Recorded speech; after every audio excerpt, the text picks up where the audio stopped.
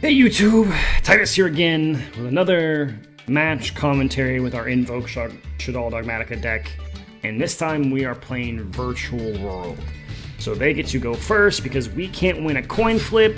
They go ahead and summon their Lulu, they activate Gigi in hand, Gigi targets the Lulu to go ahead and send one.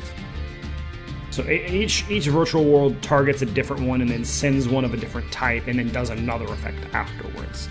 So Gigi here will target one Virtual World and then send one from deck to grave and then special summon it. And then during the end phase you can add from graveyard to hand.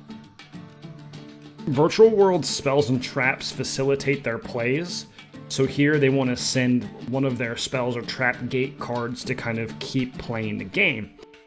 And a single interaction can either kill their turn if they don't have any extenders, or it's not going to do very much. We're going to head and choose to Ash this here, because we don't want them to send a gate. So we Ash the GG. We don't want to send a gate card. We're hoping maybe they have some small extension. They go ahead and have a second Lulu in hand, and they send the gate anyway. So this is what we didn't want them to send, was the Qinglong. Qinglong? I think I said that right. Yeah. Qinglong. Because this just continues their plays. You can use, so you can banish this card from the graveyard, add one Virtual World monster from your deck to your hand, then send one card from your hand to the graveyard. It facilitates their plays by extension, by discarding a card from hand they can use in the grave, and they get to go ahead and add another monster. So they activate Lulu, sending Qinglong, and then they go ahead and activate, or they add the gate, Chuche.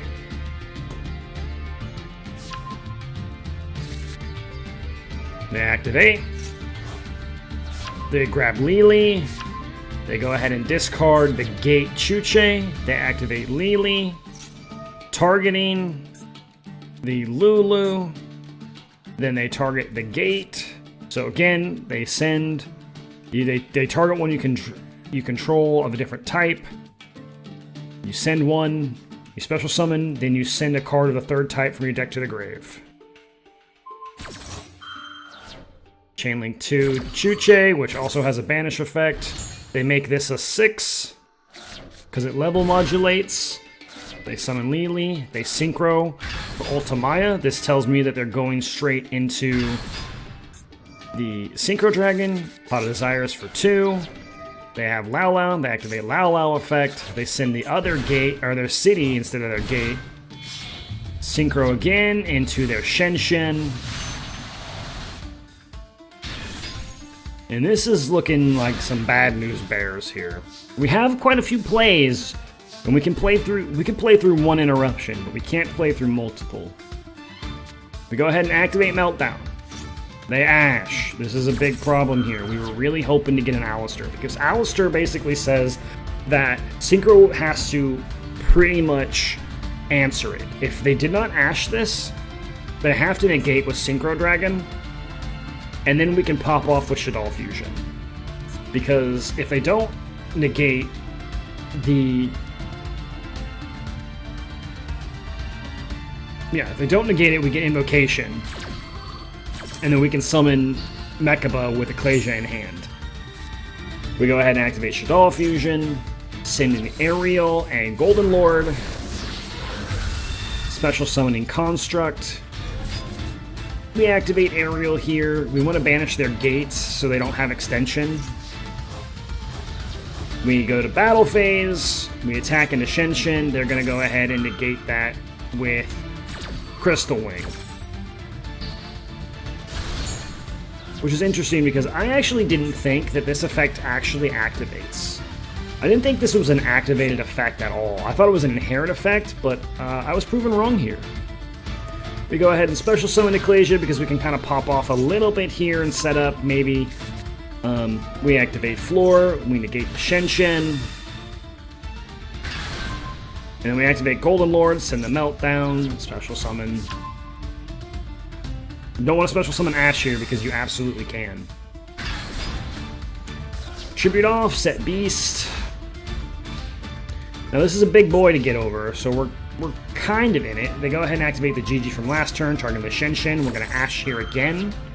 They're going to go ahead and negate it with Crystal Wing.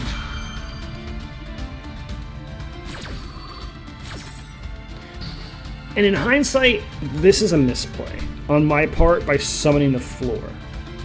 I wanted to get the Golden Lord on the field so that there was some threat, but I should have remembered that Ash was in hand, because I should have held the floor. That way, when this interaction happens, I would be able to activate Ash Blossom, and then go ahead and summon floor and defense there, negating the Crystal Wing. And then I'd be in a similar situation where I have floor Ecclesia on the field and not Beast and Golden Lord. But I still think we're in a pretty dire situation here regardless. They go ahead and Sid City. Synchro for Vermilion. Vermilion effect. They target Golden Lord, which is wrong. Because Golden Lord, because it was summoned by its effect, cannot be destroyed by card effects. And they went ahead and banished their tuner. They activate Lao Lao, targeting Shen Shen. Send the gate. Go to battle phase. Attack into our floor. Floor gets banished because of Shen Shen. Beast happens. Now, I'm not entirely sure why they didn't attack into Eldritch here, because this would have gained the attack and destroyed Eldritch by battle, and have done a lot more damage to me. So maybe they just weren't afraid of it, but they could have cleared the board anyway. We draw 2, we discard 1. End phase, GG resolves so that they can add back the Lily. We draw DD Crow, and we kind of need to bait out this Synchro Dragon, because then we can maybe go into some plays. So we're going to go ahead and activate DD Crow, targeting their trap that does a revive effect. They don't take the bait. They allow Meltdown to go through with no Ash Blossom. We summon Alistair the Invoker. Activate effect. They're going to go ahead and negate this because there's no reason why not to at this point. We don't have any more plays. Go into battle phase, attack over, and this is pretty much the game. We're relying on some top decks. There's not a lot we can really do here. When they attack over, it's going to be banished by Shen Shen anyway, and they have so much extension in hand as it is. No, they're not even going to attack over. They're just going to banish, go straight for game, and that's the duel. So it shows us, like, one interaction on my side really didn't do very much. I could have maybe interacted a little better, but by the time they have Crystal Wing, you can't interact with them because they can just negate it. And they had 2 pieces of interaction, where on their turn, 1 piece of interaction wouldn't have necessarily stopped my plays. But 2 pieces of interaction absolutely stops the plays. So this is the deck list. I forgot to post it in the last video, but it's the same list we've been running. I think I want to cut the Monster Reborn, and once I get Droplets, I would probably prefer to play Droplet. I'd like to get rid of Imperm and Monster Reborn for Forbidden Droplet, because that could really help us play through boards like that, where we have those issues of pushing through hands like of boards like that. Because we could have activated Droplet, sent 2 cards, and then negated the Crystal Wing and the Shen Shen, and been able to keep facilitating plays, and actually would have helped us keep going a little bit more. So that's just sometimes how it goes. Multiple pieces of interruption are very, very good, and modern Yu-Gi-Oh! Decks are designed to play that way.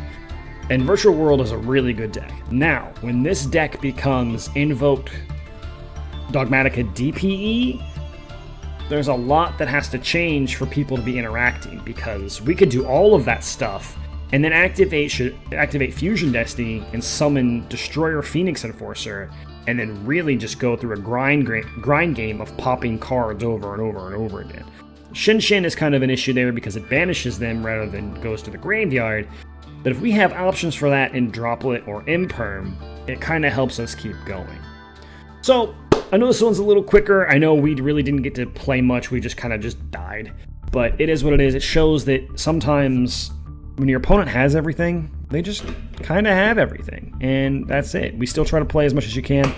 It's not worth it, in my opinion, to scoop unless you really see the writing on the wall. If your card advantage is done for, don't necessarily scoop, because you could maybe grind it out. Maybe your opponent will make a mistake, like they would have negated that DD Crow and let my Alistair go through. It's worth to see and test your opponent, but it's also good to show and look at the replays and see what your opponent did to really make sure that your plays are shut down so that you know how to play around that in the future if you're even able to. But thank you guys so much. This is the last commentary for Invoked Shaddoll Dogmatika for a little while. We're going to retire this one for a little bit. We're going to move on to Bird Up, which is Tri-Brigade Lyralisk. I really like that deck. I've also played that one in my locals. I've played this one. I've played Shaddoll Dogmatika. I've played... I played Bird Up. I played Shaddoll Dogmatika. I played Invoked DPE. I played Salaman Great. I played... just pure Tri-Brigade, so a lot of these decks that I'm playing here I've actually played in my locals, so it's a lot of fun to revisit them on Master Duels. But thanks, says. Please like the video, subscribe to the channel for more, and happy dueling, as usual. Take care, everyone.